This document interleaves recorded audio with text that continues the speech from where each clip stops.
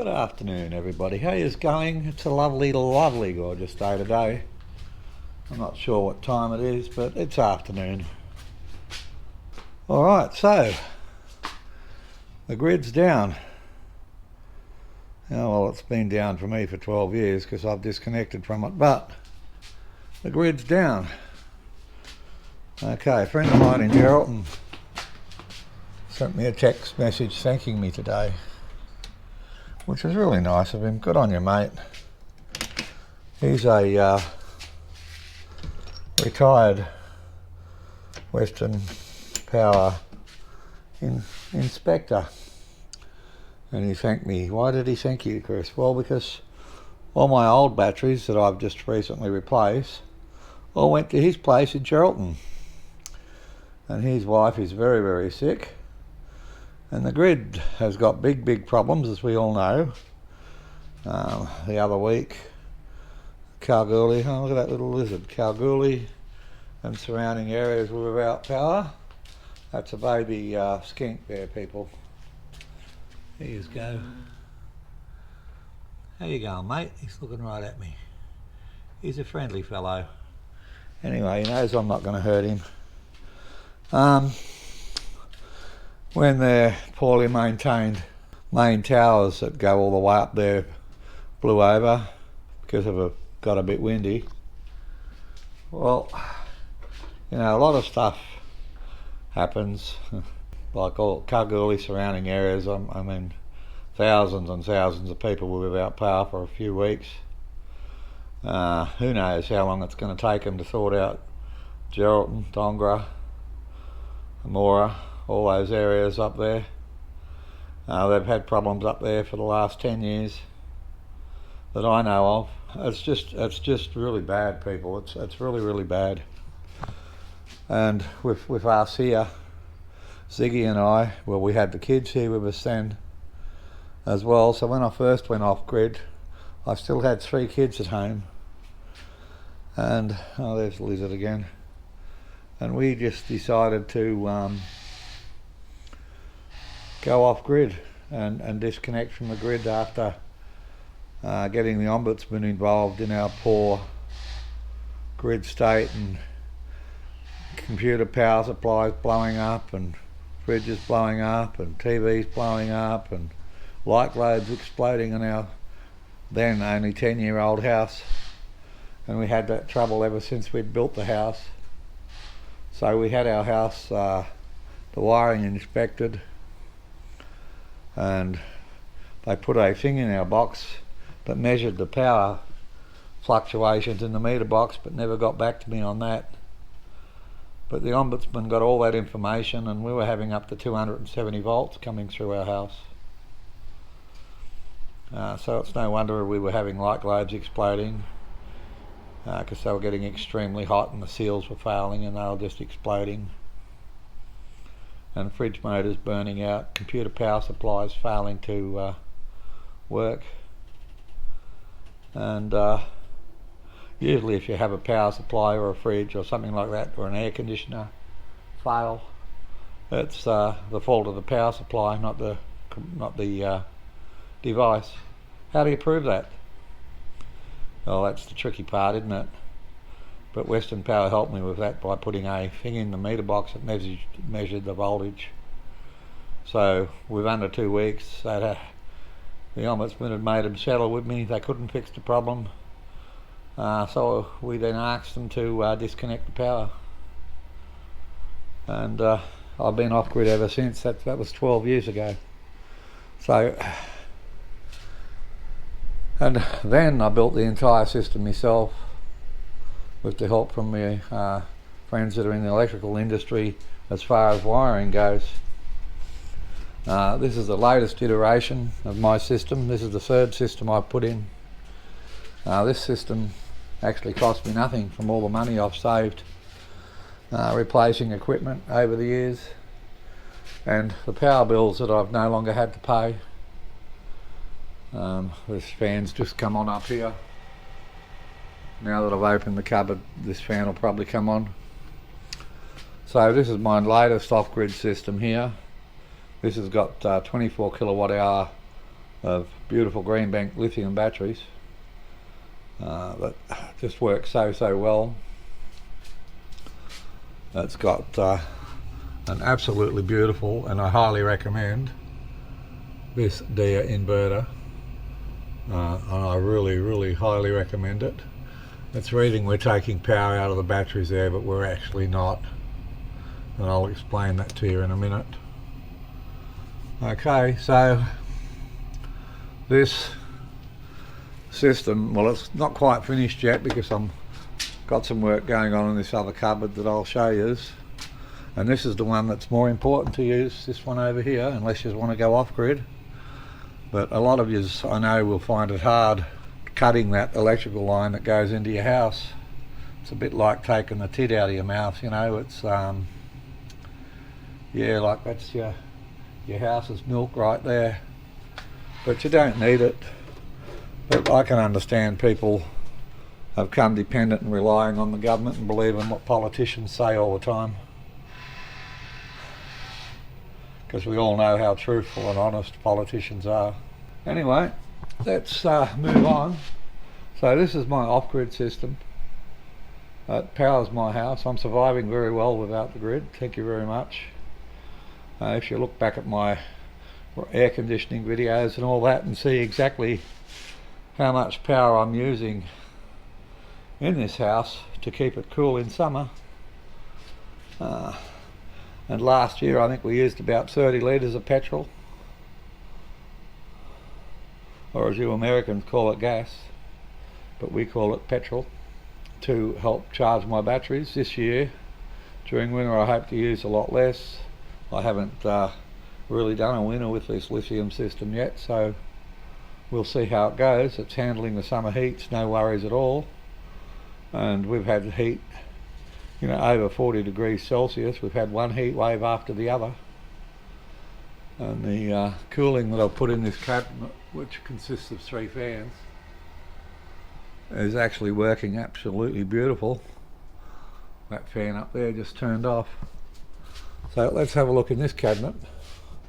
This is the one that's going to interest most of us in the coming weeks. Okay, as you can see here, the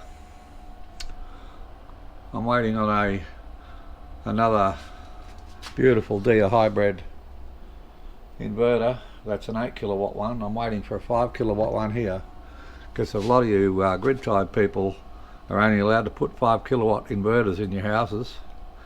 So this is going to be a drop-in replacement for your grid tie for most systems. You will just take your old inverter off the wall and put the new one that I'm getting straight on your wall, and on the bottom of that inverter you can put, that's a 10 kilowatt hour battery. And what you can then do is program the Dia for peak and off peak. You can even tell it not to feed any of your precious solar to the grid, rather than be charged or given very little money for that and then charged a bill for the paperwork to give you that little bit of money. So you can all just turn your grid ties off and run your house off the inverter and the battery 99% of the time. This is just a 10 kilowatt hour battery, like I said, but this is great for if you've got most grid ties have a 5 kilowatt inverter. Similar, that's an 8 kilowatt one, but most of you have a 5 kilowatt one with 6.5 kilowatts of solar on it. I'm going to share a little secret with you now. That's enough for most of you to go off grid altogether. Okay, no power bills, no line fees, no nothing ever again. And if you bank all your money that you would have spent on power bills, fixing computer power supplies, blowing up light globes, air conditioners blowing up because of voltage fluctuations, fridge motors wearing out due to voltage fluctuations, if you were to bank all that money, one, you'd have enough to do what I've just done and put a whole new system in that literally cost me nothing once you consider all the money I've saved.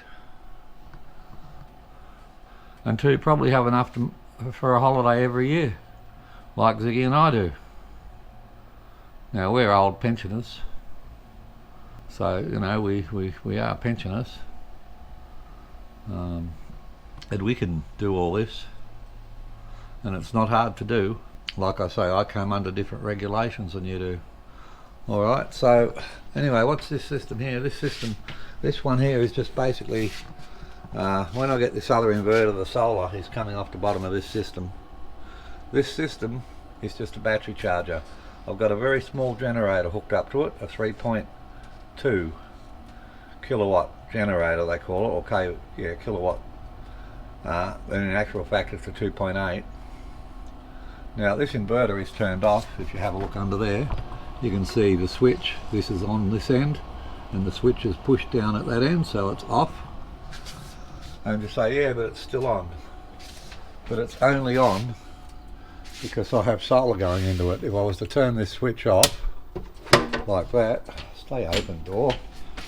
We've got a bit of a breeze today and the door's not cooperating.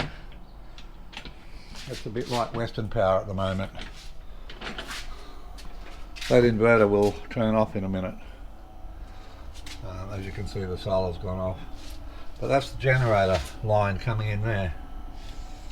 So when the wife goes down and starts the generator, or I go down and start the generator, if we need to in winter, we can, it's only, like I said, 2.8 kilowatts continuous. That's enough to give us a steady 30 amps and be very economical doing it. It uses less than well, depending on the load, around about a litre an hour. And if we're only burning like 20 or 30 litres of that a year, that's very cheap power. Okay, that's extremely cheap power. Under current pricing, that's just under $57 under current rip-off pricing. Alright, so stay tuned because this new inverter will be here soon, I'm told, and then you'll see what's going on here. So this one here is just basically a battery charger. There we go, it just turned off. And if I was to go down and start the generator now, let it get up to speed and then turn the generator on, this would come alive and start putting 30 amps into my system, because that's what I've got it programmed for. And if you come over here now, you'll see now that I've turned that solar off there, we've actually started. Okay, the batteries are full. We're not discharging at all. There we go. Maybe just a little bit, on and off, on and off. But as soon as I turn that back on again, that's just like starting a generator. This will eventually, once it goes through its self-test, it tests itself and it tests the circuits it's connected to, it will eventually start putting charge back into the batteries. I think this thing will do 100 amps maximum charging, or 120 amps, something incredible like that. This 5648. So that makes it a very cheap multi-purpose 48 volt battery charger, because you just program whatever battery you want into it. There we go. So it's currently giving 7 amps, 7.2 what the house requires. It'll do a lot more than that, of course. Alright, so that's what that unit is. Why am I not using it as an inverter?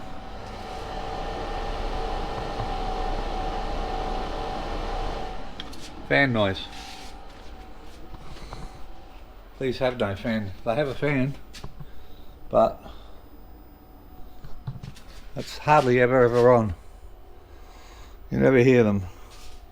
Anyway, that's it. That's a breakdown of my system.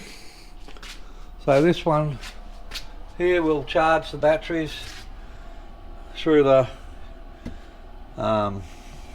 bus bar, and if that switches on, it'll also push power this way, help charge these batteries and power the inverter. So instead of having 24 kilowatt hours, this is a 10.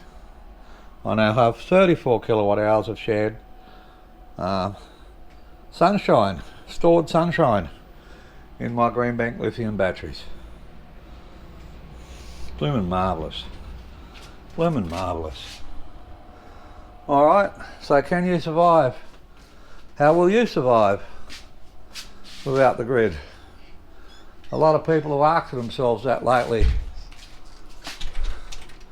From below Meriden all the way up past Kalgoorlie and anyone connected to that major transmission line.